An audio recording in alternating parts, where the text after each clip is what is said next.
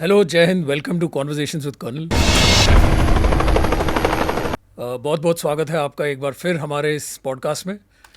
आज का हमारा पॉडकास्ट थोड़ा अलग होने वाला है। आप जानते हैं कि हम आर्मी, नेवी, एयरफोर्स के कई ऑफिसर्स, जवानों से बात कर चुके हैं और उनकी एक्सपीरियंसेस सुने हैं। आज हमारे गेस्ट थोड़े अलग हैं। ये एक बहुत फेमस जर्नलिस्ट हैं, बहुत सीजन जर्नलिस्ट हैं। इनका नाम है मिस्टर आदित्य राज कौल। इन्होंने फ़ौज को बहुत करीब से देखा है। फ़ौज के साथ साथ वो कश्मीर को बिलोंग करते हैं। उन्होंने कश्मीर को भी बहुत करीब से देखा है। उन्होंने मीडिया को भी बहुत करीब से देखा है। उन्होंने इंटरनेशनल कॉन्फ्लिक्ट्स, यानी दुनिया में अलग अलग जगहों पे जहाँ जंग चल रही है, जहाँ तनाव चल रहा है, इन जगहों को भी बहुत करीब से देखा है। तो मैंने आदित्य से ये बात की कि आपने तो कई लोगों को, कई फ़ौजियों को, कई बड़ी बड़ी हस्तियों को इंटरव्यू किया है। एक मौका एक पुराने फ़ौजी को भी मिलना चाहिए आपको इंटरव्यू करने के लिए, और थैंकफुली वो मान गए और आज हमारे साथ हैं। तो बिना और वक्त ज़ाया किए सुनते हैं उनकी कहानी, उनकी ज़ुबानी। Aditya, welcome to the show and I am so grateful that you have joined us today. Thank you very much, Colonel Apte.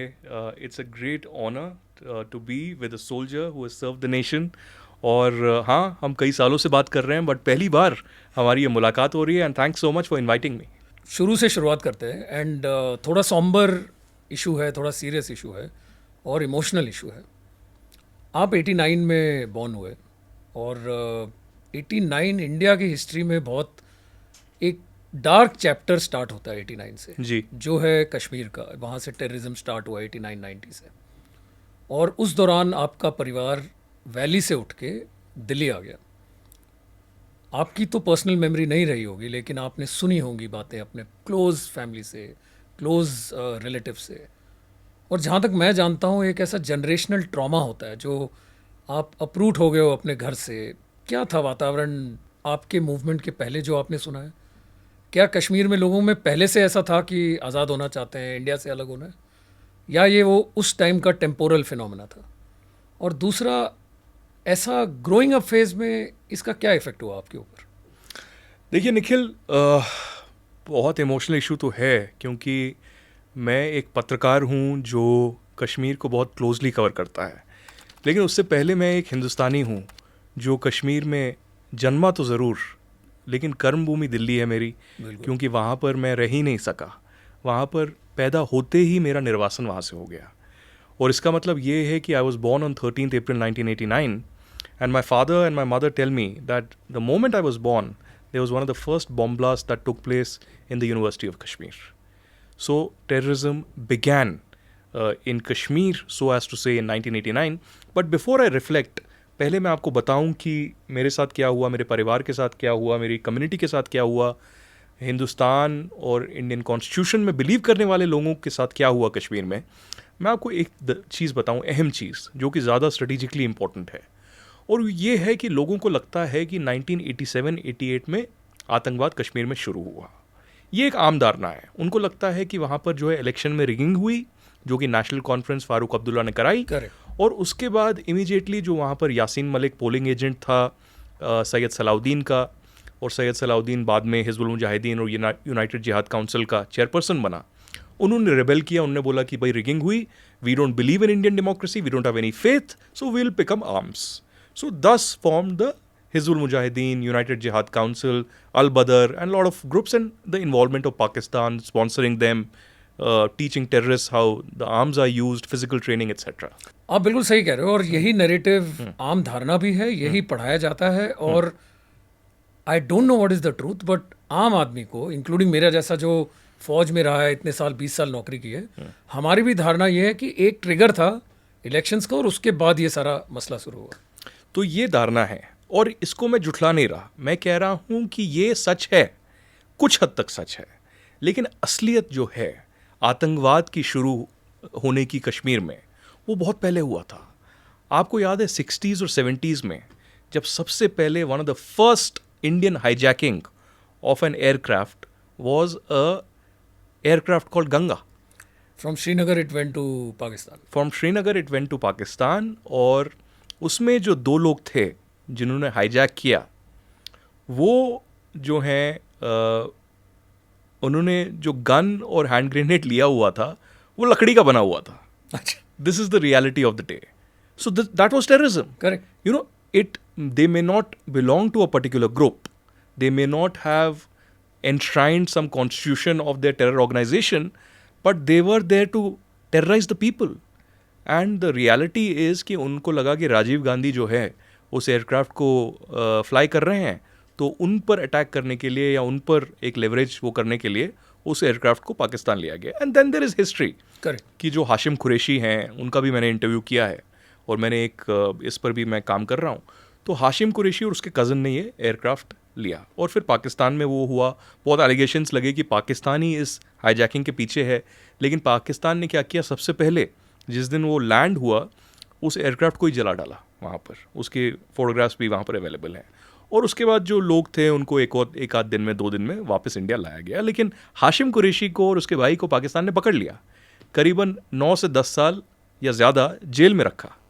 और हाशिम कुरैशी तो एक ड्यूअल वो हो गए, उनको पाकिस्तानी एजेंट भी कहा गया, उनको कश्मीरी फ्रीडम फाइटर भी कहा गया, और कुछ लोगों ने कहा कि नहीं ये इंडिया के एजेंट है. तो वो उस लाइफ को जिए. उसके बाद he went to Netherlands, he went to UK.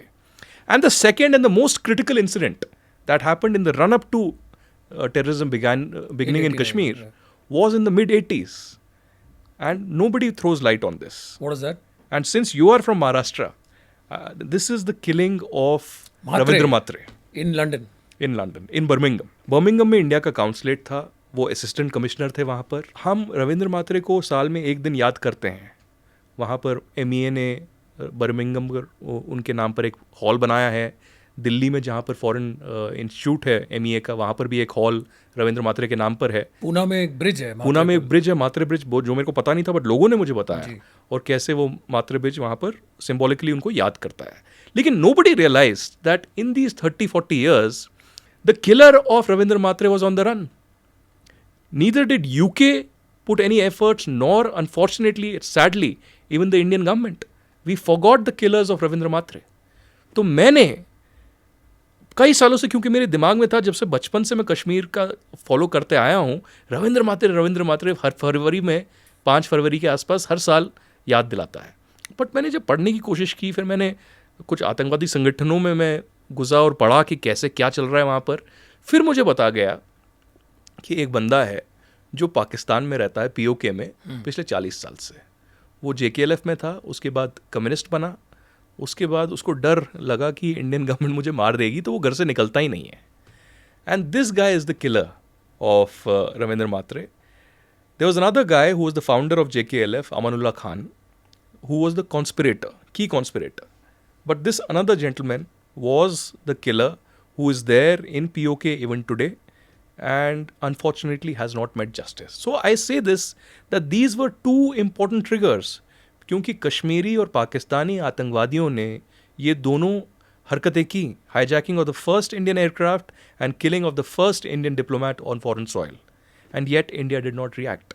और फिर हमारा अनफॉर्चुनेटली 89 में एक्सोडस हुआ, और उसमें आपको पता है कि कैसे कश्मीरी हिंदुओं को मारा गया. जो प्रोमिनेंट कश्मीरी हिंदूज थे, चाहे वो टीचर हों, चाहे वो एडवोकेट हों, चाहे वो पॉलिटिशियन हों, राइटर हों, पोएट हों, उनको चुन चुन के मारा गया. Intellectual class completely.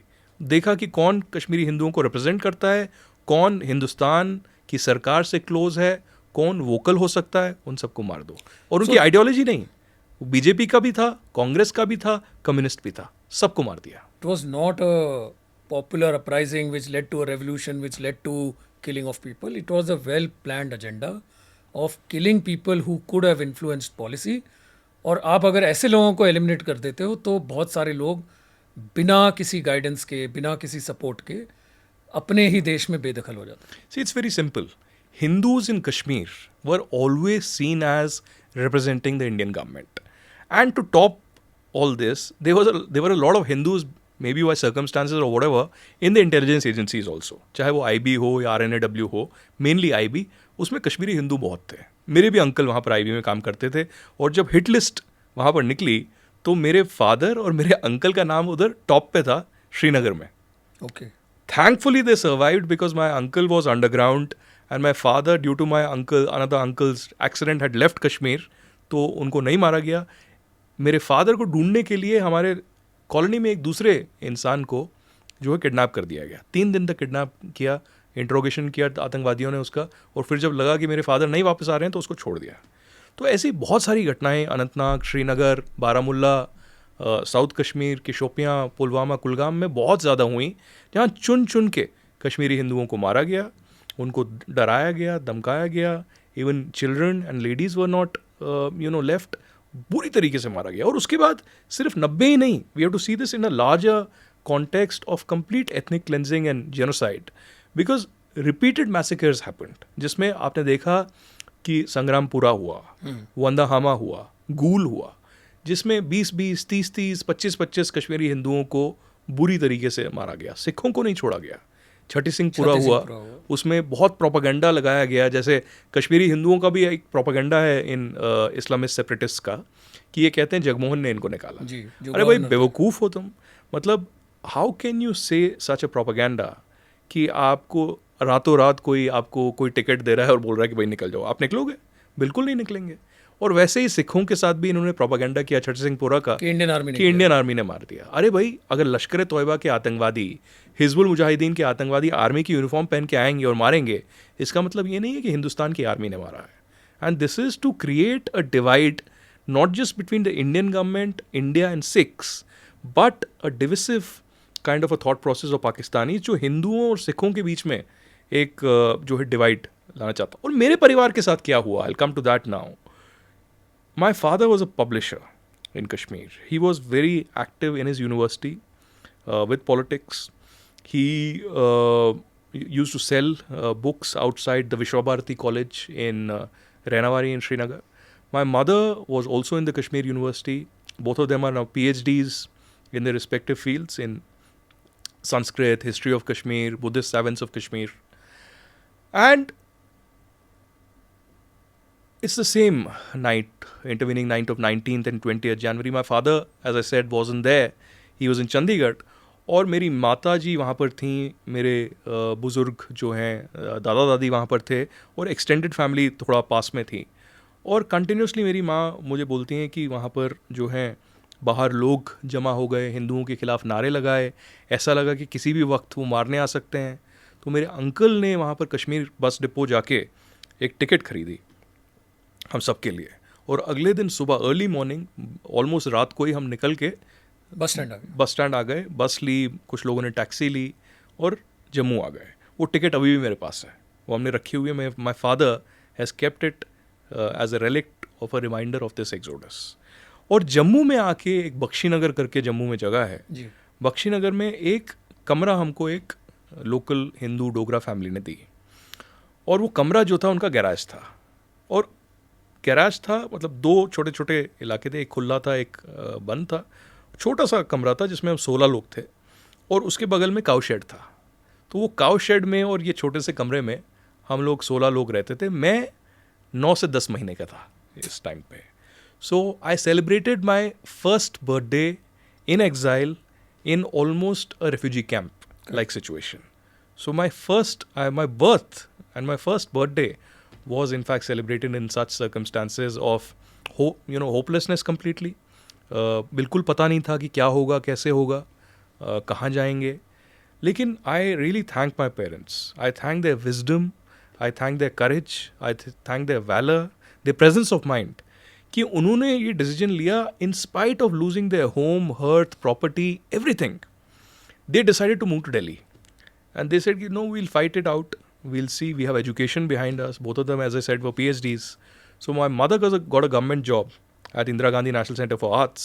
And my father, once he moved to Delhi, he started his publication house again. So thus began our life from scratch in Delhi. और दिल्ली में भी जो सबसे पहला हमारा घर शक्करपुर करके ईस्ट दिल्ली में एक जगह है, बहुत लोगों को नहीं पता होगा. बहुत टफ लोकेलिटी है. बहुत ही टफ लोकेलिटी है. और उसमें हमको एक कमरा मिला, a room without any windows in sweltering heat of Delhi. तो वहाँ पर हम 6 महीना से 7 महीना वहाँ पर रुके. उसके बाद दिलशाद गार्डन में 2-3 साल रुके, जो ईस्ट दिल्ली में आता है जेन के पॉकेट में. और वहाँ से जब मेरी मदर को गवर्नमेंट जॉब मिली, thankfully with that government job she got a house in Asiad village in New Delhi, I think around 94. And that changed our life completely because we got a house from the government. My mother had a government job. My father was trying to establish his publication house. I was in school. And they never let me see any pain. My father got eye hemorrhage during those days. He had multiple surgeries in his eyes. And he lost his vision in one eye. Whatever I am today is because of the sacrifices of my parents completely. Yeah. I've grown up listening to these stories, and many people ask me today that how do you relate to Kashmir? You were born there, you hardly spent 9 months, you have no memory of Kashmir. I relate to Kashmir through stories. Correct. I mean, I have every single day of my life, my father has spoken about Kashmir. He has either dreamt about it, he has either shared some story or some anecdote of what's happening there. बहुत अच्छी बात है आदित्य कि आप आज इस चीज़ को बता रहे हैं, और मैं ये इसलिए कह रहा हूँ कि जो हुआ उसके बारे में शायद आज हम कुछ नहीं कर पा रहे, लेकिन बहुत ज़रूरी है ये बात जनमानस तक पहुँचाना, हर लास्ट इंसान तक पहुँचाना इंडिया में, ताकि फिर कभी ऐसा भारत देश में किसी और के साथ ना हो। और दूसरा मैं ये कहना चाहूँगा कि जर्मनी में 1939 में एक ऐसी रात थी, क्रिस्टल नाख्त कहते हैं उसको, जिसमें जर्मन्स ने जूस के अगेंस्ट एक कैंपेन छेड़ा और उनको रातों रात जिन सदियों से जो जहाँ रह रहे थे उसको भुला दिया गया। भारत में भी ऐसी एक रात आई थी, लेकिन उस रात के बारे में ना ही उसका कोई नॉमेनक्लेचर है और ना ही ज़्यादातर भारतीयों को इसके बारे में पता है।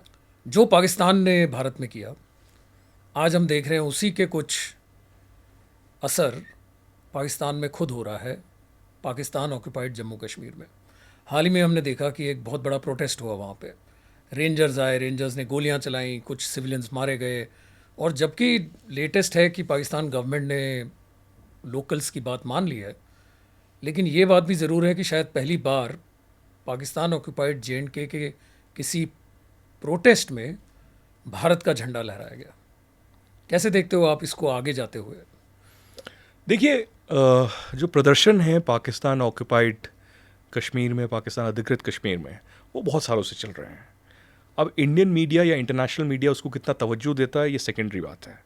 इंडियन मीडिया तब भी 10% देता होगा, इंटरनेशनल मीडिया तो बिल्कुल कवर नहीं करता, और इसके 2 कारण हैं।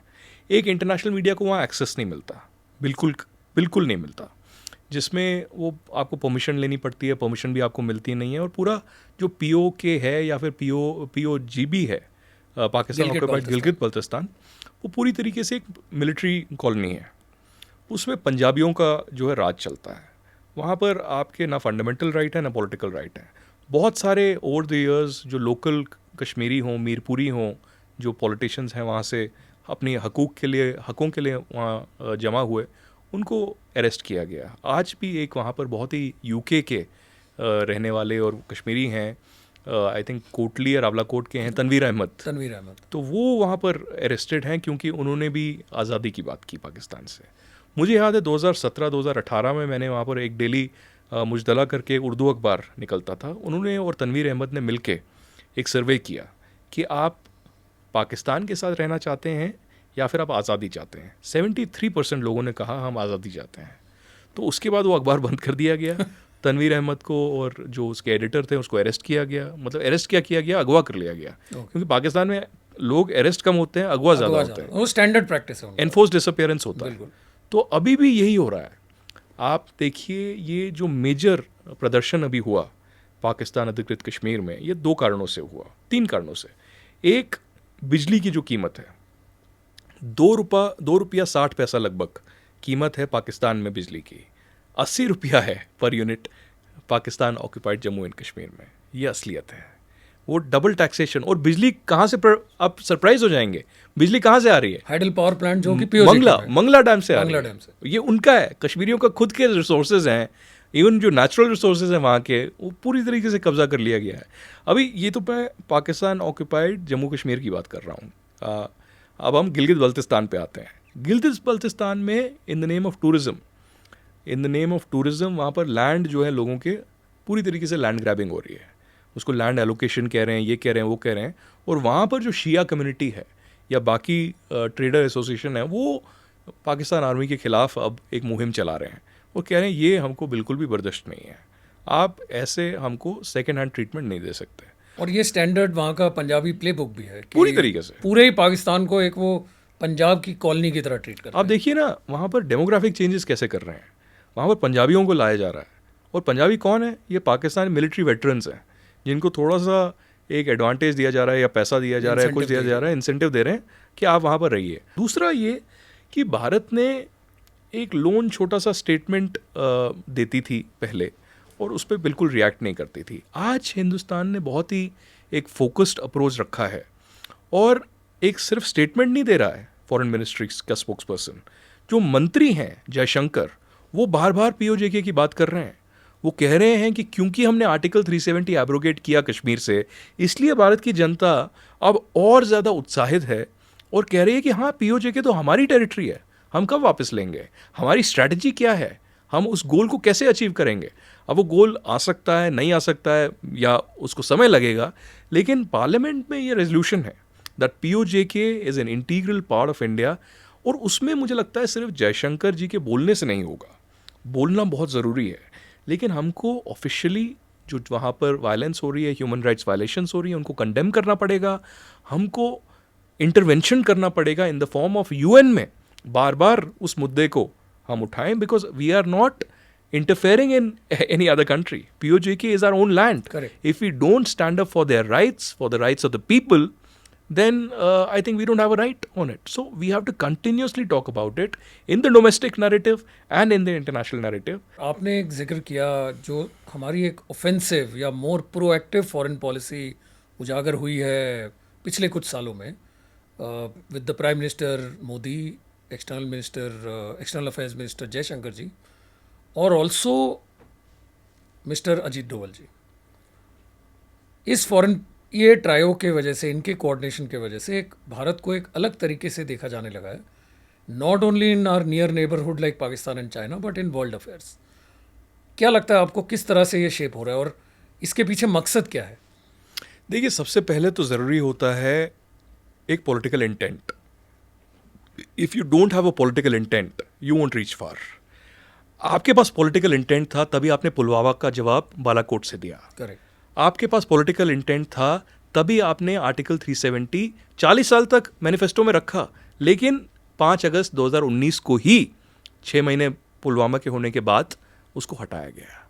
आपके पास बहुत इंटरनेशनल प्रेशर आए, लेकिन आपने बोला nothing doing, this is an internal matter of India and we'll make it happen. So political intent is most important. Second is having a vision. If you really have a vision to go far, then you will have a consistency in your policy. You will have a framework and architecture both in relation to security and your foreign relations and move in that direction. I think there's been a paradigm shift. एक पूरी overall मानसिकता में एक बदलाव आया है। मैं ये नहीं कर रहा कि हमने सब कुछ अचीव कर लिया, एवरीथिंग इज हंकी डोरी, सब कुछ अच्छा है जी, बल्ले बल्ले, मैं ये नहीं कह रहा, बट मैं कह रहा हूँ कि ये मानसिकता में बदलाव आना बहुत ज़रूरी था। मोदी, जयशंकर, डोवाल का और उनका एक बहुत बड़ा फॉरेन पॉलिसी का नैरेटिव है अननोन गनमैन, और इन्होंने कहर मचाया हुआ है पाकिस्तान के अंदर। मुझे पता है कि आपको पता है कि ये क्या है, क्या हो रहा है। मतलब पाकिस्तान तो कहता है रॉ कर रहा है, हम कहते हैं पता नहीं शायद हम कर रहे हैं या नहीं कर रहे। सच क्या है? Now what we see in Pakistan is that a terrorist who was active in 1990 or the 90s, maybe part of IC 814, maybe part of some attack in Kashmir, maybe part of some global terror conspiracy, has been bumped off. And 2 motorcycle-borne people came, एक headshot लिया, close range, pistol, it has been captured on the CCTV, and then they vanished. And nobody knows who these guys are, what is happening, etc. Pakistan blames India's RNAW without a shred of evidence. They do not care to research or investigate that how did these people come. People dressed in Pakistani clothes. There are not Indians flying through UFOs, etc. and going to Pakistan and, killing them. My own theory is that, we can blame the RNAW, we can say that Indian agents have done it, etc. जैसे कहते हैं रा की साजिश है पाकिस्तान में। ठीक है, बहुत अच्छा है, रा को आप क्रेडिट दीजिए, बहुत अच्छी बात है, और I am glad that the raw and the NSA etc. are waking up to the situation and responding the way they are. But my own theory is that these people who are dying have been has-beens. These are terrorists who were active at one point in time. आज उनकी कोई value नहीं है. आज उनकी कोई value नहीं है. इनको पाकिस्तान ने कोई नौकरी दे दी है बेसिकली. मैं आपको बताता हूँ. मार्च 2022 की बात है. I was sitting in my office. I got a call from my source and he said that check Pakistan. There's a guy called Zahur Mistri who's been killed in Karachi. I said, why is Zahur Mistri interesting? He said he's a carpenter.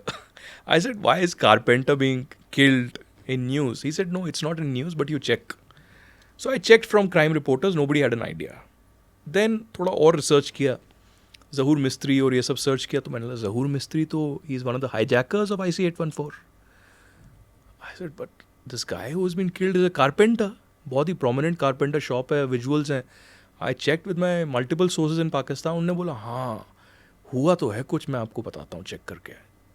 फिर मेरे को थोड़े बहुत एक दो videos वहाँ से भेजे गए, डेड बॉडी की भी फ़ोटो भेजी गई. बोला बेसिकली जितने भी सीनियर रिपोर्टर्स हैं, एडिटर्स हैं, उनको बोला गया ये कवर नहीं करने के लिए. तो फिर मैंने और थोड़ा रिसर्च किया और पता किया कि ये तो सही में ज़हूर मिस्त्री है. वही जिसने ही is one of the youngest hijackers of IC-814 out of the 5 or 6 who were there. And he was restored in a way. He was given that shop and he was a carpenter now. There were similarly other terrorists. Somebody is a chancellor in a small local university. Somebody is running a Kiryana store. Somebody is doing something else. So these are terrorists who were active in 90 and the early 90s. Pakistan, by bumping them off perhaps, is trying to show to the West that even if legally or politically we cannot act against terror publicly, but we are taking care of terrorism. एक मुखौटा वो दिखाने की कोशिश कर रहे हैं. हाँ, गैंग वॉर्स भी हो सकते हैं, कुछ गैंग्स भी इसमें इन्वॉल्वमेंट. कराची में तो गैंगलैंड का कल्चर है, बहुत पुराना ये सब होता है. बट मुझे लग रहा है कि ये पाकिस्तान की एक अपनी एक साजिश है. दूसरा, then there is globally also lot of killings that are happening. Nijjar is one of the most prominent in last year, almost a year now. जहाँ निज्जर जो हैं प्लम्बर थे, प्लम्बर से ये अपनी कनाडा ड्रीम को लेकर कनाडा पहुँचे और वहाँ पर अलगाववाद पूरी तरीके से हिंदुस्तान के खिलाफ चालू कर दिया. अब मुझे समझ नहीं आता जब CBC या ग्लोबल मेल जो कैनेडियन पब्लिकेशंस हैं उसको कहती हैं he is a Khalistan, he is a Sikh activist. How can a plumber who is involved in terrorism, whose name has been there in dossiers, who's involved in killings in India, how can that person be an activist? He's a terrorist. Isn't the political might of Canada standing behind a terrorist? Isn't the political and the governance mechanism of Canada trying to give a long rope to a terrorist? और सबसे महत्वपूर्ण बात इसमें यह है कि Justin Trudeau के जो पिताजी हैं, सीनियर ट्रूडो, उनको इंदिरा गांधी ने बहुत बार बोला कि आप जो ये अलगाववाद ये कर रहे हैं, यहाँ पर बहुत सारे ये अलगाववाद हैं, आप एक्शन लीजिए इसके खिलाफ. आपने एक्शन नहीं लिया. सीनियर ट्रूडो ने बोला हम एक्शन लेंगे, कुछ एक्शन नहीं लिया. और कनिष्का हो गया. कनिष्का हुआ, लोगों को मरना पड़ा, सबसे ज़्यादा कैनेडियन उसमें मरे और बहुत सारा इंटेलिजेंस था. सीसिस की जो बाद में रिपोर्ट्स आई, जो कैनेडियन इंटेलिजेंस है, उसमें बताया गया कि सीसिस के लोग तो उसको ट्रैक कर रहे थे, कनिष्का के बॉम्बर्स को. सारी इन्फॉर्मेशन थी लेकिन एक्शन नहीं लिया गया. वही आज भी देखा जाता है कि घुटने टेक दिए जस्टिन ट्रूडो ने. जस्टिन ट्रूडो की आज जितनी बदनामी दुनिया भर में हो रही है, मुझे नहीं लगता कि कनाडा के किसी भी पॉलिटिशियन की हुई होगी. And the worst isn't that India is challenging Khalistanis and India is suffering. The worst is that Canada is going to suffer. The worst is that a lot of gangsters from Punjab have taken shelter in Canada. They have taken Canadian citizenship. Gangsters and Khalistanis. And together they are running drug racketeering. They are threatening people. There is kidnapping happening. And they are trying to take ransom for that. And this gangland, just like we say for Pakistan, Hillary Clinton said in 2011 that if you nurture snakes in your backyard, they are going to bite you one day. And I say this to Justin Trudeau. I've spoken about it on CBC, the national channel of Canada, that till you nurture these snakes, be it Khalistanis, be it gangsters, be it Pakistanis who are trying to sponsor them continuously. We've seen even cases of Baloch, activists being killed in very strange circumstances There was a woman in Canada. activist who was killed, Yes. yeah, I remember. So I think Canada has become a safe shelter, a safe haven. तो खालिस्तानी जब तक वहाँ पर Canada को अपना शह बनाते रहेंगे, कनाडा खुद एक जो है आतंकवाद में विक्टिम बन जाएगा. मुझे पता है आदित्य, आपको खालिस्तानियों से थ्रेट भी मिले जब आपने ये बातें की और ये आवाज़ उठाई इसके अगेंस्ट. वो क्या था? सो बेसिकली क्या हुआ कि इन 2020 I started receiving threats, but उससे पहले ही आपको याद होगा जब करतारपुर कॉरिडोर हुआ, करेक्ट. और करतारपुर कॉरिडोर में ही इन्होंने K2 स्ट्रैटेजी फिर से अपनानी चालू की कि किसी तरीके से पंजाब जो हिंदुस्तान में है, जहाँ खालिस्तान का कोई नामो निशान नहीं है, हल्का फुल्का लोग हैं जो पैसों के दम पर, या एक जो पार्लियामेंटेरियन है सिमरनजीत सिंह मान वो बोलता है, उसके अलावा नहीं होता. तो किसी तरीके से उनको लगा कि जो ये पिलग्रिम्स आएंगे उसमें यूथ भी होंगे, हम इनको बहलाएंगे फुसलाएंगे और ये खालिस्तान का नया एक शुरू करेंगे मुहिम. तो इसी दौरान जो है एक गुरप्रतन सिंह पन्नू, जो यूएस में बैठा है. ये हुआ शुरू. एक गोपाल सिंह चावला भी शुरू हुआ पाकिस्तान में. उसकी वीडियोस AK-47 के साथ आने लगे. उसके वीडियोस बाकियों के साथ आपने देखा कि सिद्धू जो है पाकिस्तान गए, इमरान से जब भी हुई, पाकिस्तान आर्मी चीफ के साथ बैठे, वहाँ अपने बयान दिए, जो बहुत कंट्रोवर्सी भी हुई उसमें. फिर हमने देखे ये खालिस्तान को लेकर पाकिस्तान में बहुत सारे जो नगर कीर्तन होता था उसमें पोस्टर्स लगने लगे भिंद्रनवाले के. बाकी एक यूएस और कनाडा में हमने देखा गुरपतवंत सिंह पन्नू जो 6 फॉर जस्टिस का है, इसके वीडियोस आने चालू हुए, इसके स्टेटमेंट्स आने चालू हुए. तो मैंने भी एक बार इसको फ़ोन किया पूछने के लिए क्या हो रहा है, कैसे हो रहा है, but I didn't publish the interview. But I thought this guys insignificant, पूरा मतलब कोई है ही नहीं, it's a one man army. और मुझे लगा कि कोई इसका ग्रुप नहीं है, कुछ नहीं है, पता नहीं क्या किसके दम पर कर रहा है, क्या कर रहा है. And then my former boss and a senior journalist working with a French agency in Delhi, both of them got a call. उन दोनों को फ़ोन कॉल आया और बोला कि इस आदित्य राज कॉल को आप समझा दीजिए. ये दोनों फ़ोन कॉल 2020 में आए. आप इसको समझा दीजिए और इसको बोलिए कि if he doesn't mend his ways then we will teach him a lesson, तो देयर विल बी कॉन्सिक्वेंसेस. तो उन दोनों ने मुझे हड़बड़े में फ़ोन किया. We inform the Delhi police, special cell registered a case and then special cell recommended security for me. उसके बाद 2021 में आई थिंक नवंबर के आसपास मेरे को लगातार 3-4 ईमेल आए आईसिस कश्मीर के नाम से, और उसमें बोला गया कि आपको हम आपका सर काट देंगे और आप कश्मीर जब भी नेक्स्ट आप आएंगे आपकी खातिरदारी करेंगे, और दिल्ली में आप छिप नहीं सकते, आपका एड्रेस हमारे पास है. And the same threats also went to Gautam Gambhir, by the way, from the same email ID at the same time. Okay. Immediately, Gautam Gambhir security was beefed up, and I informed my local police, and they already had inputs about the Khalistani there, so they gave me security. So this has continued. You'd be surprised to know, every day, almost every day, Gurpratwant Singh Pannu sends me a WhatsApp, which has some propaganda about Khalistan. He sends me a video or a text or something every single day. But in the last 2 years, what I've realized is that there is nothing like Khalistan. It's only people sitting abroad, जो UK में हैं, जो Canada में हैं, जो America में हैं, Australia में हैं, वो एक तो अपने आप को भी बेवकूफ़ बना रहे हैं. फैंटेसी है. फैंटेसी वर्ल्ड है. कुछ लोग पैसों के दम पर कर रहे हैं, मे बी पाकिस्तान पैसा दे रहा है. या एक और पहलू इसमें है कि कोई और वेस्टर्न गवर्नमेंट है जो इसमें एक बहुत ही महत्वपूर्ण भूमिका निभा रही है. I don't know if it is the CIA. I don't know if it is an agency within the Five Eyes intelligence. But ऐसा तो प्रतीत होता है कि गुरपतवंत सिंह पन्नू अकेले नहीं है, क्योंकि गुरपतवंत सिंह पन्नू का हाल ही में एक वीडियो आया कनाडा में और यूएस में भी, जहाँ सिक्योरिटी के जो लोग हैं, फॉर्मल गवर्नमेंट सिक्योरिटी के लोग उनको सिक्योरिटी दे रहे हैं. तो इससे तो साफ ये पता लग रहा है कि कुछ ना कुछ दाल में काला है. आदित्य, आज हम जानते हैं कि अगस्त 2019 में आर्टिकल 370 को हटा दिया गया, लेकिन इसका बैकग्राउंड क्या था? क्या पहलू थे जिनको सरकार ने मद्देनज़र रखा और फिर इसको किस तरह से हटा गया? What is the back story to it? आपने 2006 के बाद एक कश्मीर में एक नया ट्रेंड देखा जिसमें दिस सो कॉल्ड इंतिफादा या स्टोन पेल्टिंग या in law and order situation जो होती है वो हुई। इसका भी एक इंटरेस्टिंग पहलू है। यासीन मलिक जो आतंकवादी हैं जिन्होंने इंडियन एयरफोर्स के 4 ऑफिसर्स को जनवरी 1990 में मारा श्रीनगर में, वो जो है डबल एजेंट थे। ये सिंपल बात है। वो पाकिस्तान की आईएसआई के लिए भी काम करते थे, हिंदुस्तान की आईबी के लिए भी काम करते थे, और यासीन मलिक को पैसे मिलते थे हर जगह से। और यासीन मलिक को 2006 में किसी ने इनपुट दिया कि पाकिस्तान आपको मारने वाला है, क्योंकि उनको पता चल गया है कि आप इंडिया के लिए भी काम कर रहे हो।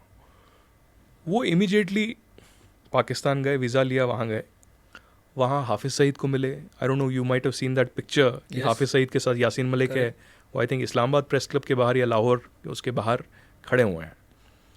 वो एक एकजहती या ये नहीं हो रहा कि साथ में मिलके वो प्रोटेस्ट कर रहे हैं कश्मीर के ख़िलाफ़। वो ये हो रहा है कि यासीन मलिक हाफिज़ सईद के पैर पड़ रहे हैं और कह रहे हैं कि भाई मुझे मत मारो, मैं आप ही का हूँ और मैं आप ही के लिए काम कर रहा हूँ। और उसके बाद there is a drastic shift again. धीरे धीरे उसमें कुछ साल और लगे। आपने देखा कैसे 2008 में अमरनाथ एजिटेशन हुई, कैसे एक पूरा हिंदू वर्सेस मुस्लिम बनाया गया, और हुर्रियत और JKLF का इसमें मेन रोल था। पूरी तरीके से लोग मरे, कश्मीर में भी, जम्मू में भी। उसके बाद हमने 2010 में देखा more than 100 Kashmiri youth died, including that started with the killing of Tufail Mattoo. और एक बहुत ही लॉ एंड ऑर्डर सिचुएशन बना। Omar Abdullah was the chief minister at that time. 2011 में भी छोटे मोटे ये सब चलते रहे, 2013 में हुआ, और फाइनली 2016 में जब बुरहान वानी को वहाँ मारा गया, almost curfew like situation, I was there जब पूरी तरीके से ये हुआ। तो इसमें JRL, एक जॉइंट रेजिस्टेंस लीडरशिप की भूमिका बहुत बड़ी ये रही। ये JRL जो है, जिसमें मीरवाइज़ उमर फारूक, सैयद अली शाह गिलानी और यासीन मलिक, ये 3 लोग रहे जिन्होंने हवाला के ज़रिए, अलग अलग लोगों के ज़रिए पैसा पहुंचाया स्टोन पेल्टर्स को।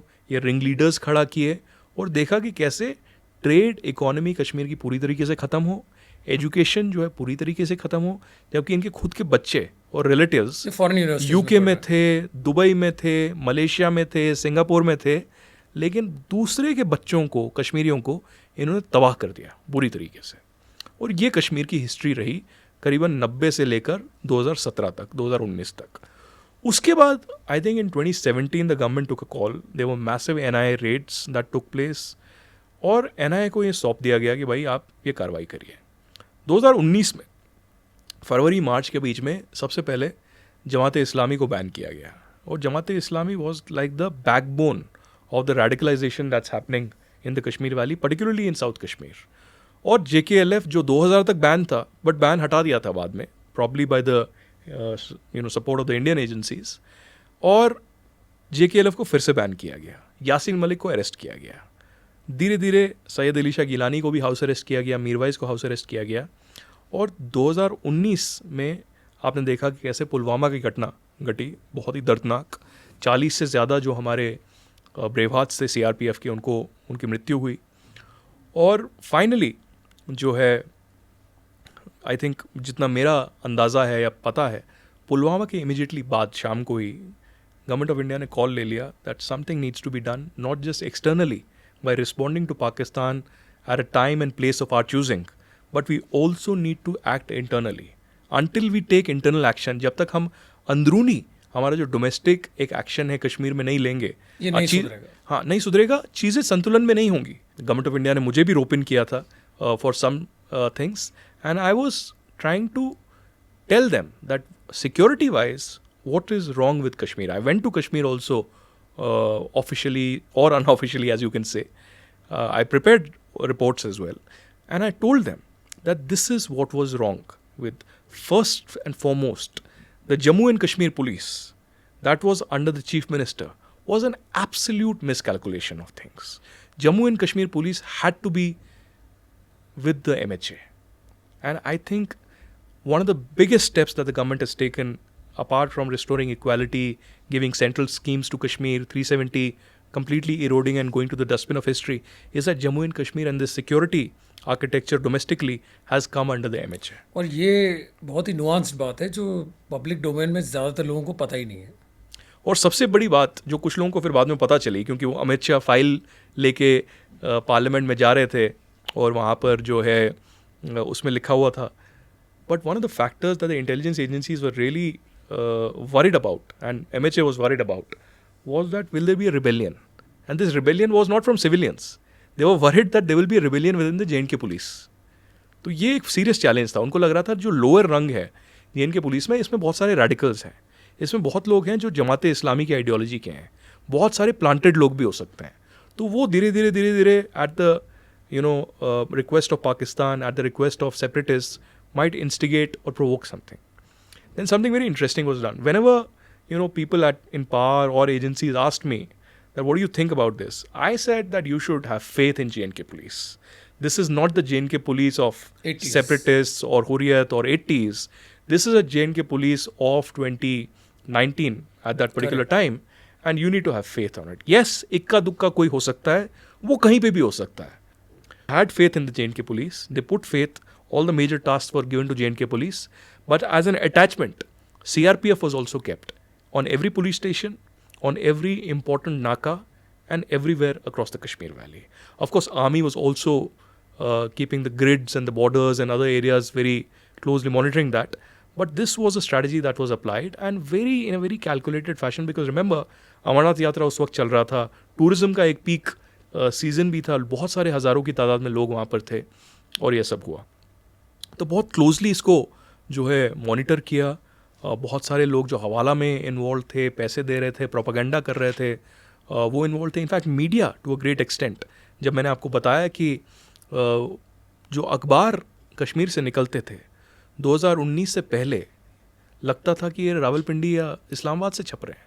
पूरी तरीके से हाफ ट्रुथ्स, जैसे हिंदुओं का कह दिया कि गवर्नर जगमोहन ने कर दिया भाई, अमरनाथ के खिलाफ गलत एक साजिश, अलग अलग मतलब बहलाने फुसलाने की बात, प्रोवोक करने की बात, completely in these newspapers. And now everything has changed. So Kashmir had become a cottage conflict industry completely. And let me tell you, it hasn't ended completely. अभी भी है. अभी भी है, अभी भी लार्ज एक्सटेंट तक है. 370 के बाद भी मैं कई बार कश्मीर गया और मैंने वो चेंज देखा है. एक तो तिरंगा हर जगह दिखता है आपको, बिल्कुल, जो ज़रूरी था. और दूसरा, लोगों को बताना कि भाई आप हिंदुस्तानी हैं. आप अगर गलती से भी कोई कदम either by being brainwashed और under some incentive do it, you are going to face consequences. And we see that in जो अभी इलेक्शंस हुए हैं, उसमें जो वोटिंग हुई है कश्मीर में, unprecedented. It's unprecedented. I mean, आप देखिए 38% voting in Srinagar is unheard of.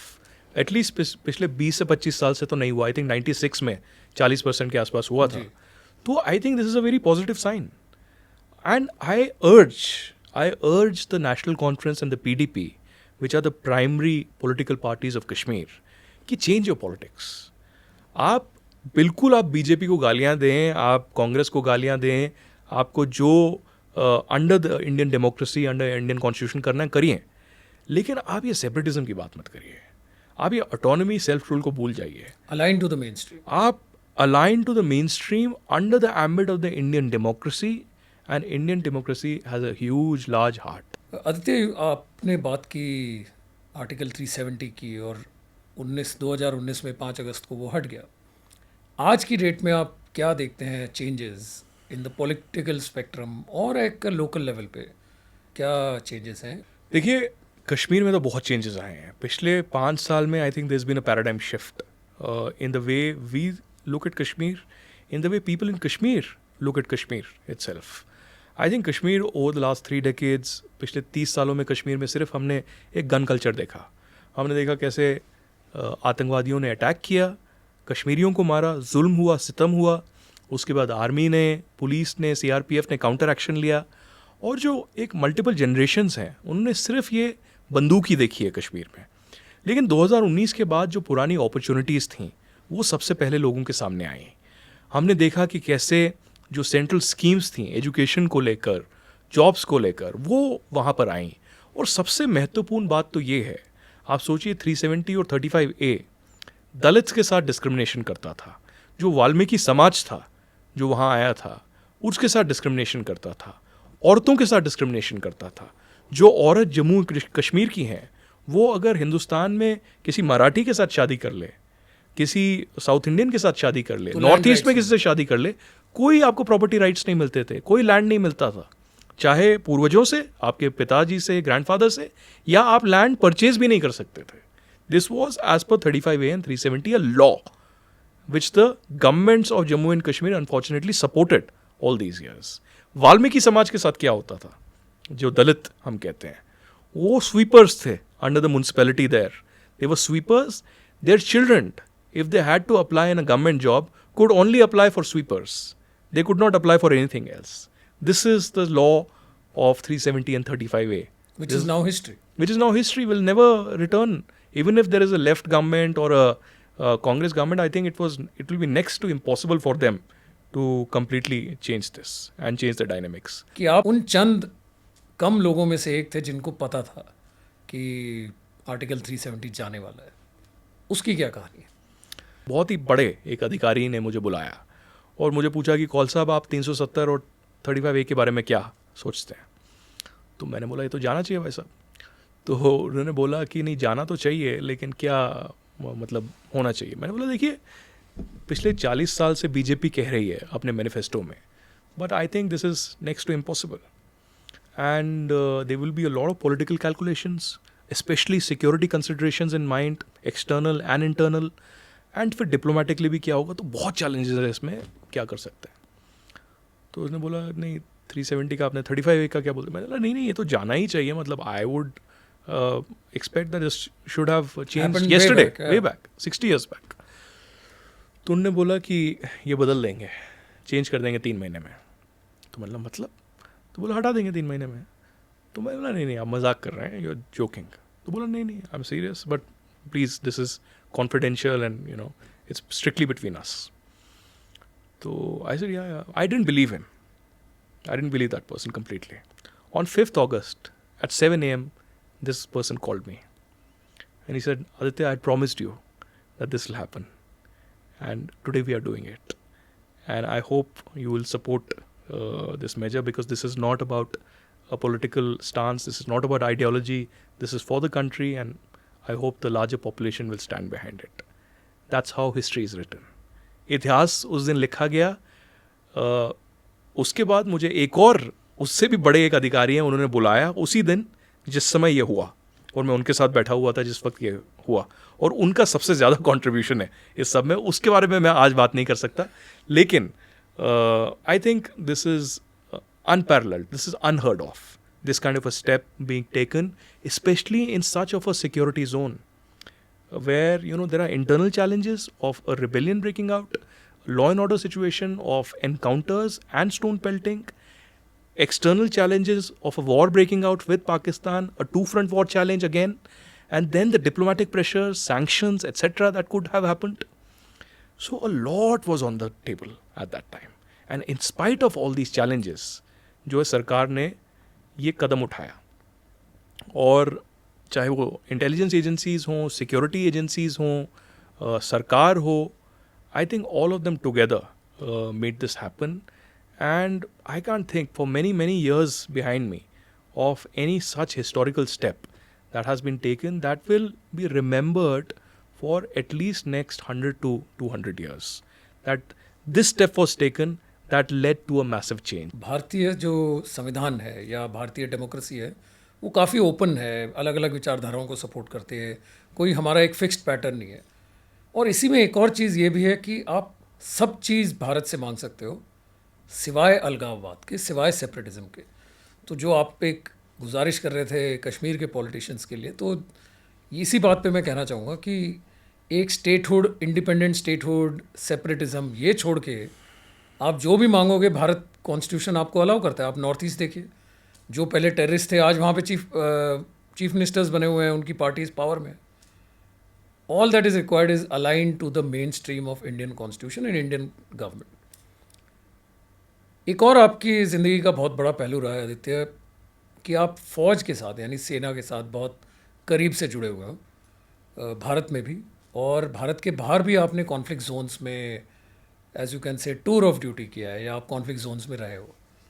सो कैसा रहा आपका एक्सपीरियंस भारतीय सेना के साथ, और कैसा रहा आपका एक्सपीरियंस एक फॉरेन लैंड में कॉन्फ्लिक्ट जोन में?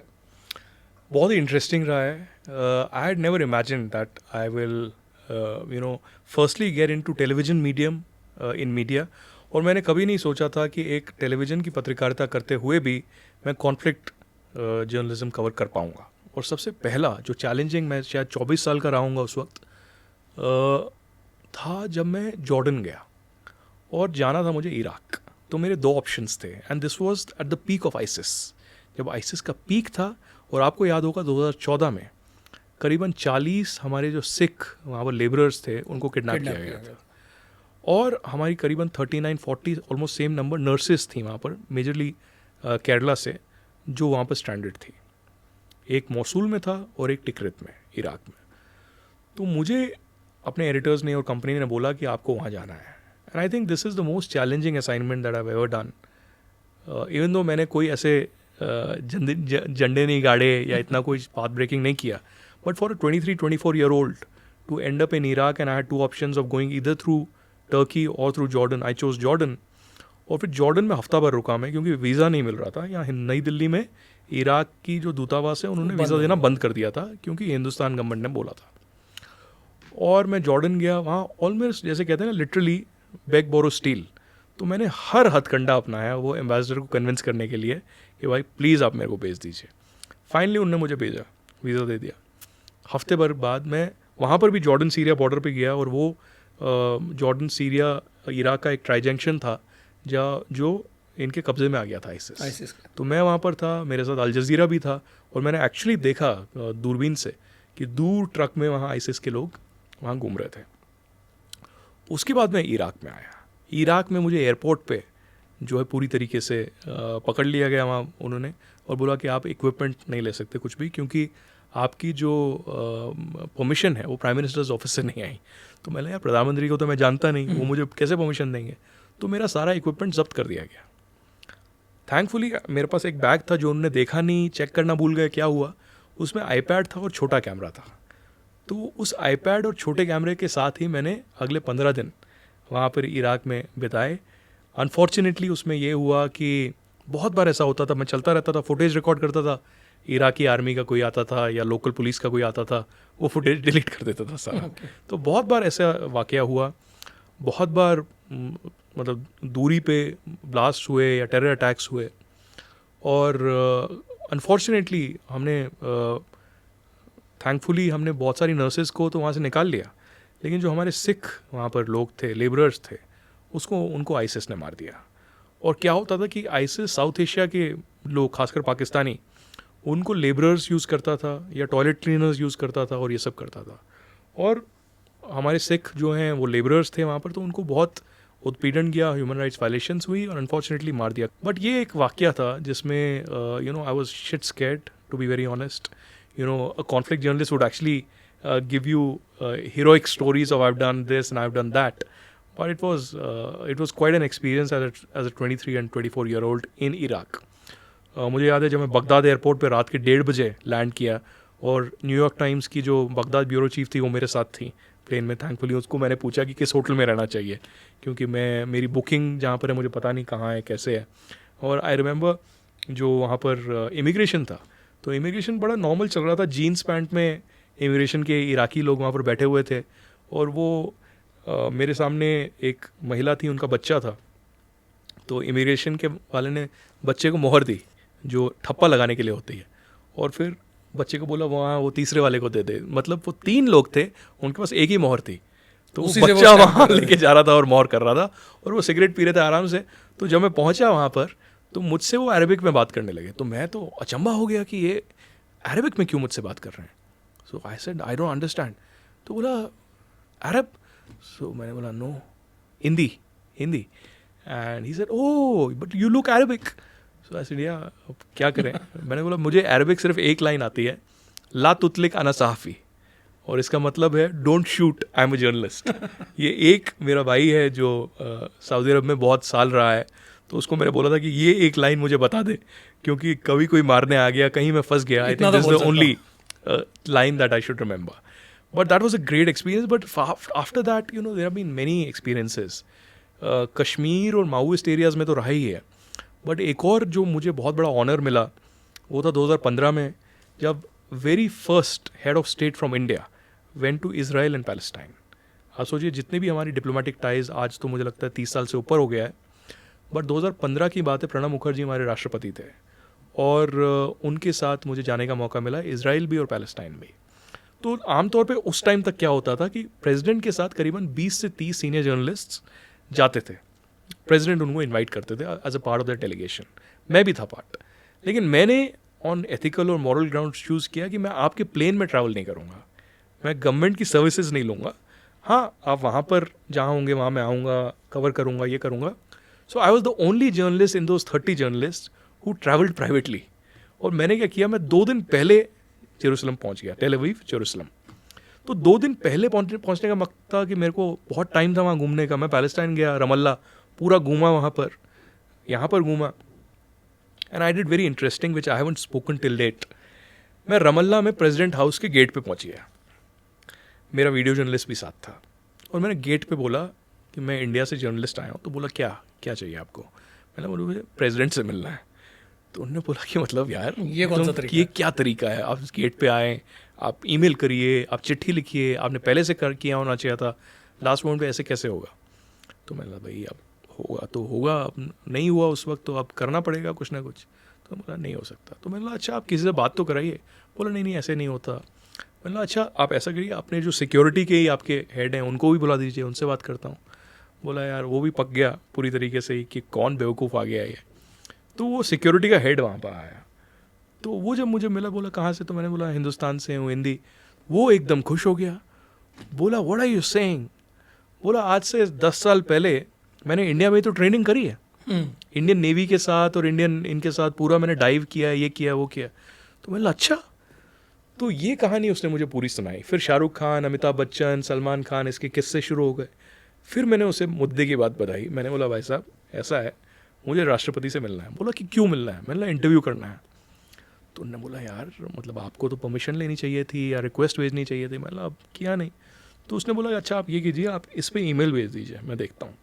तो मैंने ईमेल कर दिया और उसने बोला चलिए देखते हैं, आप ईमेल करिए फिर देखते हैं. ईमेल कर दिया, फिर मैं निकल गया वहाँ से.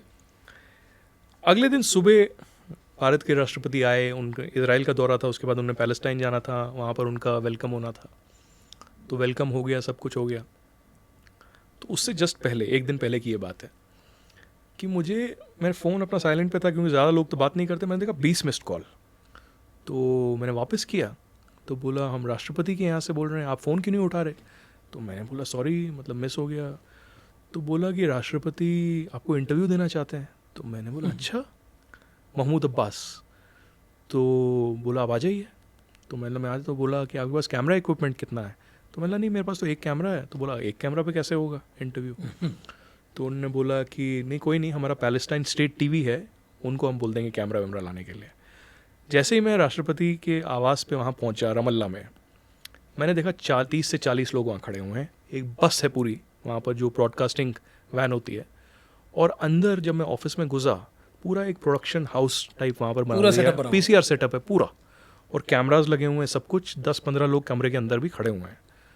तो मैंने बोला ये क्या, मतलब ये तो ऐसा लग रहा है जैसे पैलेस्टाइन स्टेट टीवी पे मैं लाइव जाने वाला हूँ. तो बोला नहीं आपको इक्विपमेंट चाहिए था ना. तो मैंने एक कैमरा चाहिए था. तो उन्होंने पैलेस्टाइन स्टेट टीवी ने एक कैमरा दिया, एक ट्रांसलेटर भी दिया क्योंकि वो अरबिक में बात करते हैं. और वो इंटरव्यू 15-20 मिनट हुआ. और उसके बाद इंटरेस्टिंग वाक़या हुआ कि जब मैं निकला तो महमूद अब्बास ने मुझे बोला कि चलिए अगली बार हिंदुस्तान में मिलेंगे, मैं एक तस्वीर आपके साथ ले सकता हूँ. ये महमूद अब्बास ने मुझे बोला. तो मैंने बोला यार it will be an honour to click a picture. तो उसके बाद तस्वीर हुई. और जितने भी, मैं सबसे यंगेस्ट मेंबर था डेलीगेशन में उस वक्त, और सारे जितने भी एडिटर्स थे वो एकदम हैरान हो गए कि आपने कैसे महमूद अब्बास का इंटरव्यू कर लिया. तो मैंने बोला स्कूप हो गया, but in a very interesting way कि मैंने किसी डिप्लोमेट के थ्रू जुगाड़ नहीं लगाया, मैंने किसी के थ्रू वो नहीं लगाए. मैं बस दरवाजे पे गया, नॉक किया और रिक्वेस्ट की.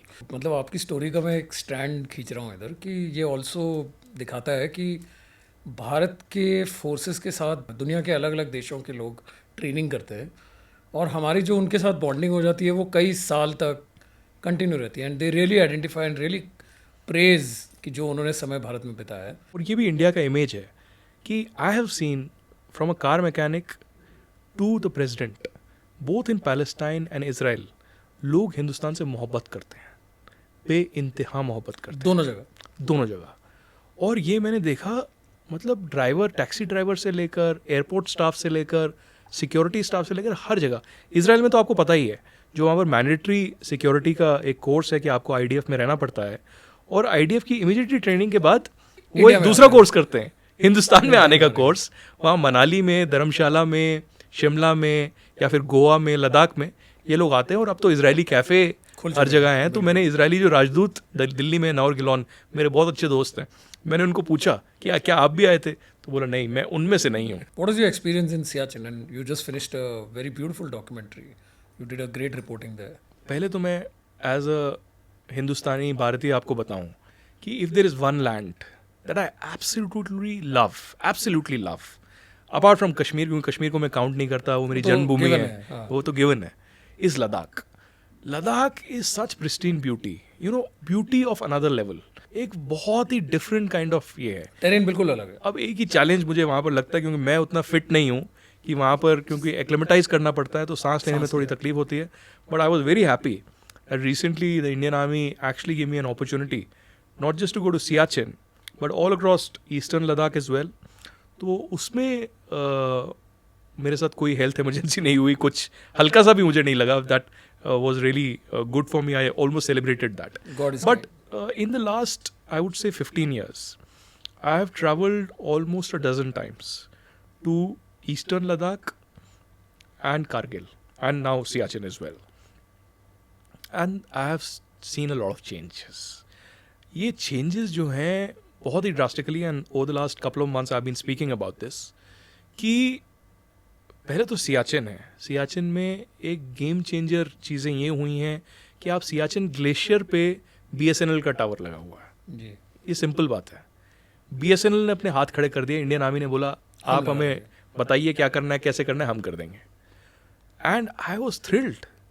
If at such a height of almost 20 to 21,000 feet above the sea level, if the soldiers on their 90-day posting or whatever can speak to their family, because पहले तो पूरा डिस्कनेक्ट होता था, you just cannot interact. Firstly is the challenge to acclimatize, the kind of training you go through.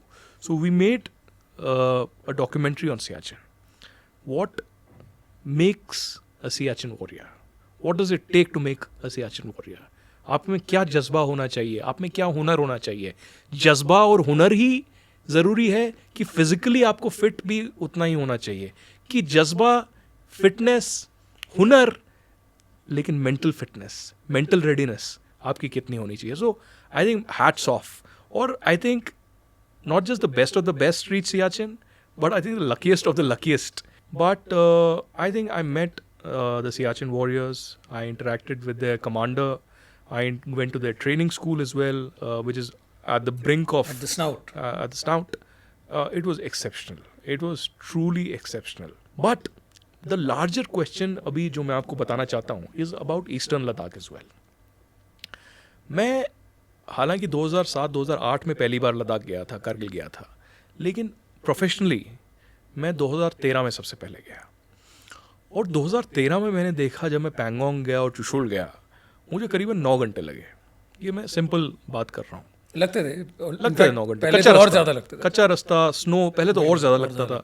Difficulty होती थी रास्ते में, कोई आपका गाड़ी ख़राब हो गई तो क्या करोगे, बहुत चैलेंजेस थे. मतलब इतना था, मुझे इतना याद है, I was carrying a DSLR camera. By the time I reached Pangong lake, I had no spirit within me, I had no energy within me to click a picture. I have not a single picture of Pangong lake from 2013. I have a picture midway, but by the time I reached and I was busy with my work, that I couldn't take a picture.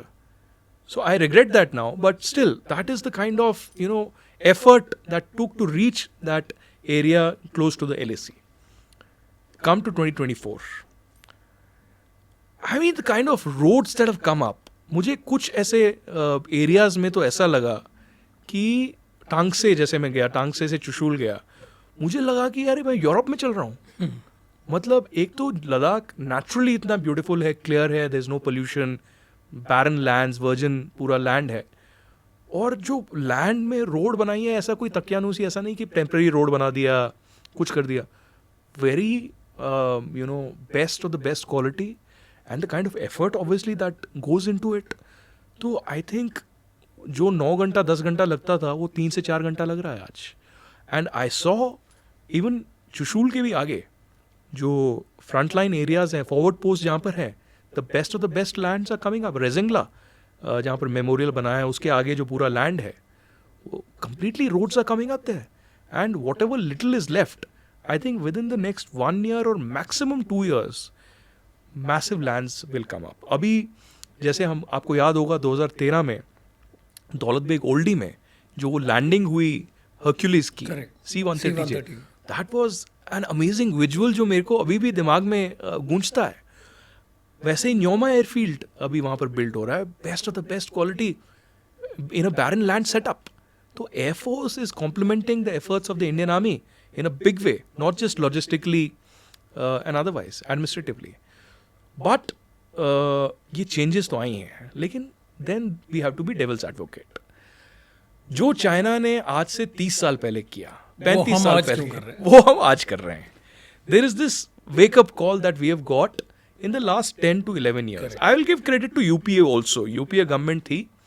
I will give them credit and criticize them, because I remember जब 12-13 में मैंने किया and I met a lot of army officers, there was a lot of discontentment, discouragement in senior army officers, and they said that there's a lot of provocation that's coming in, there's incursions that are happening. उन दिनों चुमार में और देपसांग में बहुत बड़े incidents उस वक्त भी हुए थे और शी जिनपिंग उसी वक्त आए थे, and there was no response. लेकिन the government of that time took a call that we do not want a war, we do not want to escalate this, so we don't want everything hunky dory. उनको करने दो जो उनको करना है, आप बस अपना पेट्रोलिंग करते रहो और चुप रहो. I think that was a mistake. But the major push actually came after Galwan. Correct. I know a lot of projects were already underway, but the speed up that happened after 2019 was immense, was major. And that has not just happened in eastern Ladakh, that has happened in the northeast. You see the Sela tunnel that has also come up. You see a lot of other projects that have come up. Just say, if there is a deployment that has to happen, or even logistically and administratively speaking, कि troop movement, आपके जो बाकी logistics वहाँ पर हो रहे हैं, that will speed up immensely and that will help. This should have happened 30 years ago. Correct. एक interesting जो वाकया मुझे याद आया, वो गलवान से related ही है, कि मुझे एक व्हाट्सएप आया 2019 में from journalist based in UK, London. उन्होंने बोला कि मैं कुछ नाम है, हिंदू नाम ही दिया उन्होंने, और बोला कि मैं टेलीग्राफ के लिए काम करता हूँ. तो मैं थोड़ा सा आपसे मदद चाह रहा था ये जानने के लिए कि गलवान हुआ है तो क्या हो रहा है वहाँ, डिप्लॉयमेंट क्या हो रही है, माउंटेन स्ट्राइक कोर वहाँ जा रहा है या बाकी क्या किस तरीके की डिप्लॉयमेंट हो रही है. तो मैं बिजी था, मैंने बोला यार मैं बात नहीं कर सकता अभी, मैं कल बात करता हूँ आपसे. बट मुझे बैक ऑफ माइंड कुछ लगा कि यार ये बड़ा अनयूजुअल ये था, ऐसे रैंडमली कोई कॉल करेगा और पूछेगा, इज़ वेरी अनयूजुअल. अगली बार जब इसने फ़ोन किया मैंने रिकॉर्ड किया है call, and he asked me again कि क्या चल रहा है, कैसे चल रहा है, and I try to divert it, and I told him कि यार ये मोदी गवर्नमेंट आपको पता है ये कुछ बताती ही नहीं है, ये तो खुद ही कर देते हैं फिर बाद में बताते हैं. तो कुछ तो बताया ही नहीं है इन्होंने. हाँ हलचल तो चल रही है, कुछ डिप्लॉयमेंट होगी, ये होगी वो होगी, बट जितना आपको पता है मीडिया के थ्रू उतना ही मुझे भी पता है, ये तो बताते नहीं. मैं तो बड़ा कोशिश, बड़े अजीब लोग हैं यार, ऐसे ऐसे करके मैंने डाइवर्ट के बड़ा God a recording. Then he asked me contacts of some other senior journalists also in India. तो मैंने दिया नहीं उसको, बट मेरे माइंड में रहा कि कुछ तो गड़बड़ है, और वो हिंदी उर्दू में ही मुझसे बात कर रहा था. तो अब जब वो ज़्यादा खुलने लगा तो मुझे शक हुआ कि कुछ तो गड़बड़ है.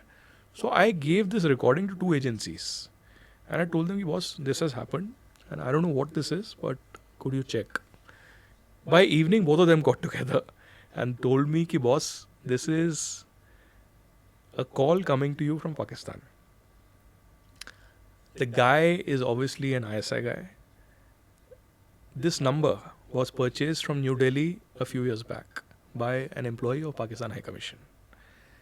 The number is not functional, but the WhatsApp on this number is functional. and they are trying to extract information. This is the first time they have called a journalist.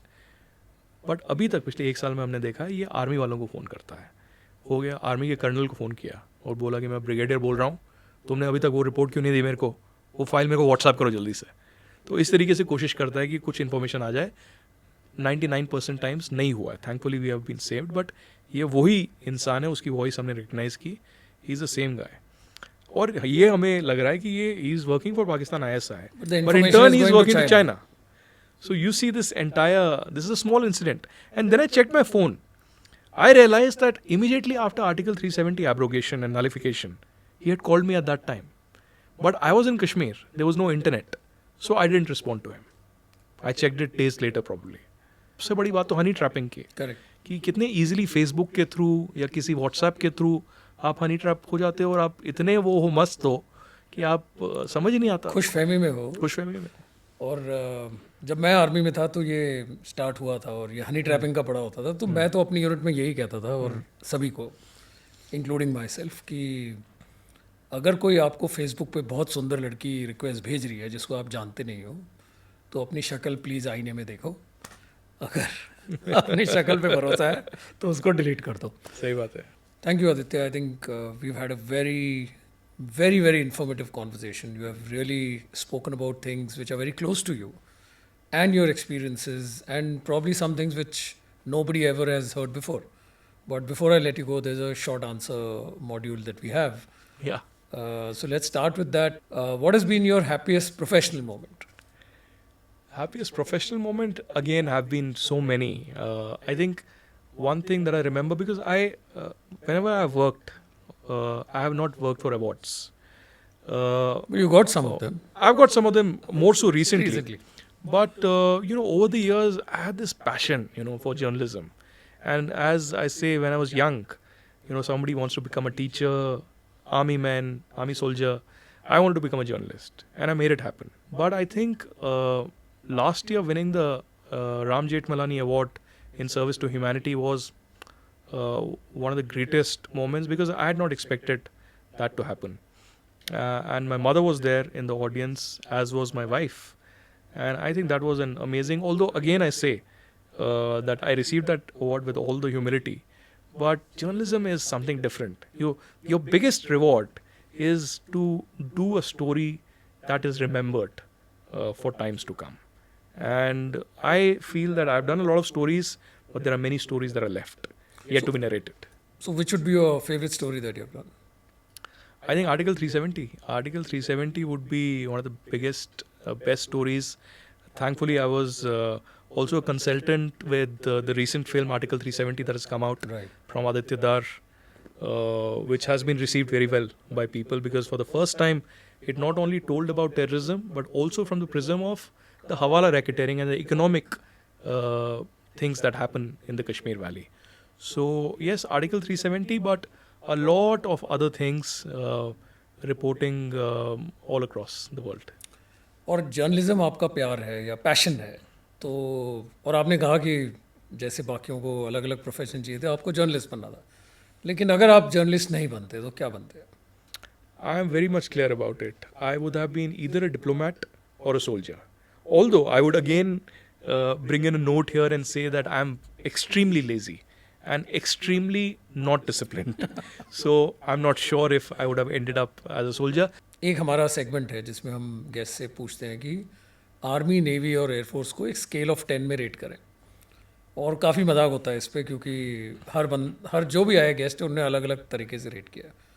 सो मैं अगर आपसे पूछूं कि please rate army, navy, air force on a scale of 10, आप क्या करेंगे? देखिए, that's a very tough one.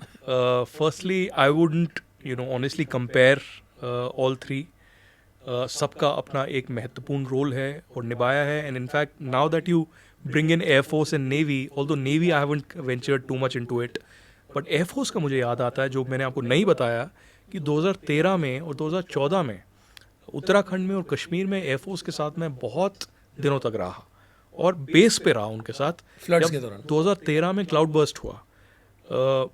असली आंकड़े तो आज तक नहीं आए कितने लोग मारे गए. मेरे को लगता है 30,000 लोग वहाँ मारे गए. और सबसे ज़्यादा अहम भूमिका सबने निभाई, बट एयरफोर्स ने भी निभाई. Correct. And I was one of the first journalist जो एयरफोर्स के साथ केदारनाथ गया और वहाँ देखा पूरा डेड बॉडीज वहाँ पड़ी हुई हैं, तहस नहस है. In fact again story, if you allow me I narrate, कि मैं केदारनाथ में जब वहाँ पर गया और एक लास्ट चॉपर में वहाँ पर था और वहाँ एक लास्ट लोगों को रेस्क्यू किया जा रहा था. मेरा कैमरा पर्सन और मैं वहाँ पर शूट कर रहे थे और इतने में चॉपर उड़ गया, हमारा बैग उस पर रह गया. तो चॉपर उड़ गया and weather packed up completely, कुछ नज़र नहीं आ रहा था. वहाँ NDMA के एक सीनियर ऑफिसर थे, उन्होंने बोला कोई बात नहीं, हमारे पास खाना है, टेंट है, आप यहाँ पर रहेंगे, हमारी आखिरी टुकड़ी है यहाँ पर NDMA की और NDRF की नीचे है मंदिर में. तो उन्होंने सैट फ़ोन पे उनको फ़ोन किया और NDRF के लोगों को बोला आप आ जाइए, अब आखिरी जब भी होगा, आज तो हो नहीं पाएगा, अब कल करेंगे, तो वापस चलते हैं. तो उन्होंने बोला आप चलिए, हम फिर आखिरी, क्योंकि 2 शटल होने हैं अभी, तो आखिरी में आ जाएंगे. इतने में कहीं से 1-2 घंटे के बाद within these clouds and this entire fog helicopter आया एयरफोर्स का और it was a God's gift certainly, और हमको वहाँ से ले गए और कुछ NDRF के लोग भी आ गए. Next day in the morning the last chopper came from air force and वो NDRF के लोगों को लेके गया. 19 लोग थे उसमें and that chopper crashed. Oh yes, I remember. And there were 19 people who were there. And I remember that NDRF guy telling the NDMA guy कि आप सर जाइए, हम आखिरी में जाएंगे, हम मैगी खा रहे हैं अभी, तो हम कोई नहीं, हम चाय मैगी पे ये कर लेंगे, हम आखिरी उसमें जाएंगे जब सब चले जाएंगे यहाँ से. So this is the spirit of a soldier, no matter which force Which uniform he wears. you come from. So when you ask me to compare, it is very difficult to compare. So I would probably give 10 on 10 to all three. Nice. Any regret you have in your profession? There's no regret as such. If you ask me if there's been a regret in personal life, I have a regret in personal life, and that regret is beyond my control, which is that, exodus happened from Kashmir, we left our home and everything. There's a regret that yes, I should have stayed there, etc., everything. But the biggest regret is that we have an ancestral home there. In 1995-96, terrorists burned it. And the local Islamists did not allow a fire engine to reach there to stop the fire. So the entire thing got burnt. A colonel of the Indian Army told my father before this incident that you give us written permission, we will get everything possible from there, but you have to give us written permission. My father somehow hesitated and somehow thought that probably we'll get back, or he was clueless how to go about it. He did not.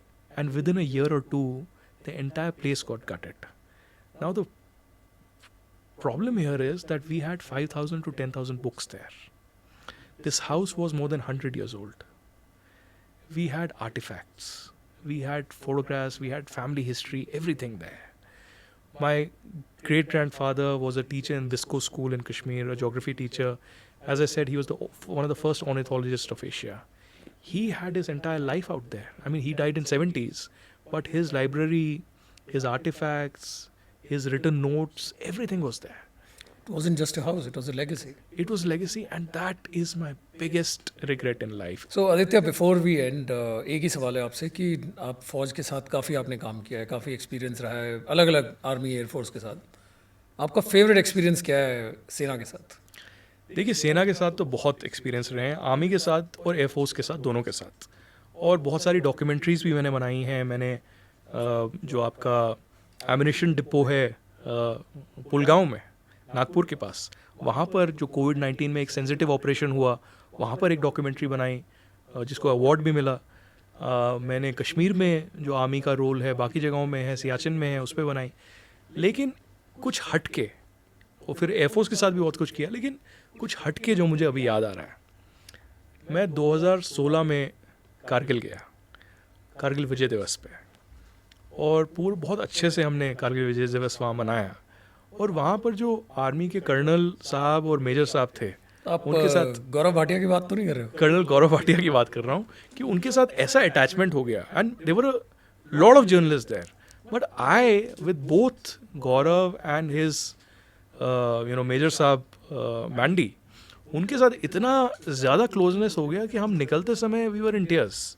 और उनका ये incident मुझे याद आता है कि जब ये ख़त्म हो गया सब कुछ, मैंने भी अपना काम कर लिया एज अ जर्नलिस्ट, उन्होंने as the organiser of Kargil Vijay दिवस.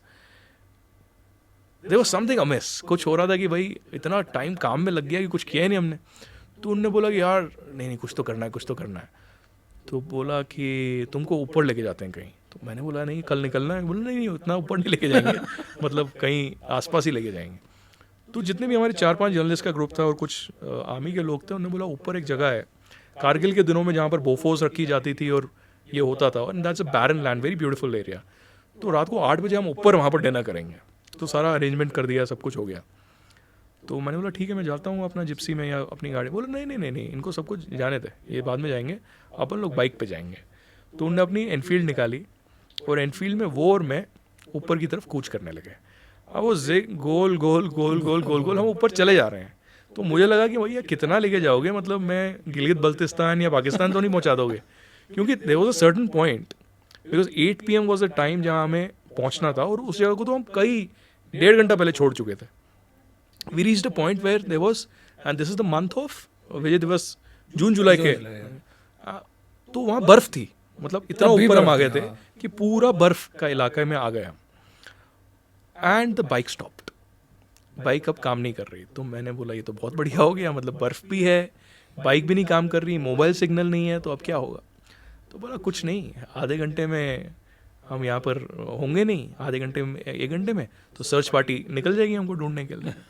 तो मैंने बोला बहुत अच्छा। तो फिर वही हुआ, आधे घंटे में हम बाइक लेके धीरे धीरे चल रहे हैं नीचे और 2 जिप्सियाँ पहुँची और फाइनली हम जिप्सी के नीचे पहुँचे। तो बहुत ही एक इंटरेस्टिंग ये छोटा सा एपिसोड रहा। ये लोगों को तो लगेगा कुछ नहीं है, तो ऐसे ही है, जैसे small experience, but I think it was a great experience and I haven't met him ever since that day. We'll meet him today. I'll probably meet him today in Hyderabad. But in 2016 this happened, and the kind of bond and the kind of closeness and camaraderie that you have only over a period of time of a week is ये है एक family, the spirit of a soldier. Journalist का तो उतना योगदान नहीं था, but spirit of a soldier and how he dealt with things, successfully organized something, and then ensured that the journalist also has a good experience out there. Gets to see much more than just what is meant to see. Absolutely. So Gaurav, Aditya, I must tell you, he's one of my closest friends and he's here. And we are here together also to some extent because of him. Absolutely. Knowing Gaurav, all I can say is you survived that bike ride with him. That is a great achievement. I have suffered sitting behind his bike and sitting next to him in a car many a times. Yeah. And every time I've sat with him, I've thanked my stars. Absolutely. That I finished in one piece. But a great guy, no doubt. Yeah. So that's all for today, Aditya, and I'm sure we'll probably do this again someday, somewhere else. दर्शकों से मैं सिर्फ इतना ही कहूँगा कि मुझे उम्मीद है कि आप लोग को आज का ये एपिसोड बहुत पसंद आया होगा। ऐसी कई हमने नई चीज़ें सुनी, एक बहुत ही डिफरेंट पर्सपेक्टिव देखा जो हम नॉर्मल एक फ़ौज के पर्सपेक्टिव से देखते हैं, एक जर्नलिस्ट के पर्सपेक्टिव से देखा जिन्होंने काफ़ी अलग अलग जगहों पे अलग अलग काम किया हुआ है। तो इसी तरह हमारे साथ बने रहिए, जुड़े रहिए, लाइक शेयर सब्सक्राइब कीजिए। Thank you so much for being with us. जय हिंद, जय Bharat. Aditya, thank you so much for being with us. Thank you so much, Nikhil. It's a great time that we had over this entire conversation. कहाँ से कहाँ तक पूरा discuss करा दिया आपने पिछले 30-35 साल की पूरी ज़िंदगी. And on Conversations with Colonel, it is again a great honor to be here. जहाँ आप सीनियर फौजीज़ को बुलाते हैं, आपने मेरे बारे में सोचा, बहुत बड़ी बात है. और I wish you a lot of good luck for this particular show and otherwise in life. Thank you so much, Aditya, and same goes to you. Thank you. Jai Hind. Jai Hind, Jai Bharat.